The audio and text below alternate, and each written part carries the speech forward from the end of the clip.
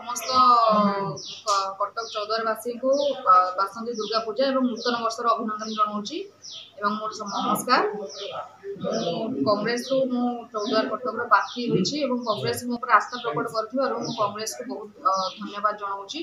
आम राज्य सभापति शरद पट्टनायक जी को आम जातीय सभापति खड़गे जी को राहुल गांधी एवं सोनिया गांधी को धन्यवाद जनाऊँगी। मु कटकवासी यहाँ मोर जन्मभूमि मु कटकवासी समस्या को लेकिन मु लोक मान पाखे छिड़ा आगुरी जदि आगे आगुरी जिते आसचंदी विधायक एत वर्ष शासन कला बहुत समस्या कटकवासी सम्मुखीन होती सब समस्या गुड़ा को पाखरे पहुँचबी एवं जेहेतु यहाँ मो भाग्य जे मोर कर्मभूमि एवं जन्मभूमि गोटे मु लोकों पाखरे सब रही समस्यार साथी रही सब समस्यार समाधान करने चेष्टा करी।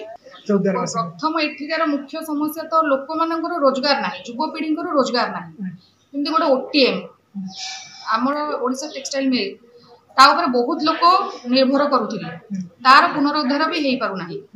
चिट फंड मामलें अनेक लोक झाड़ भुआ धन हर तार भी कौन समाधान आज पर्यंत हो पारा ना।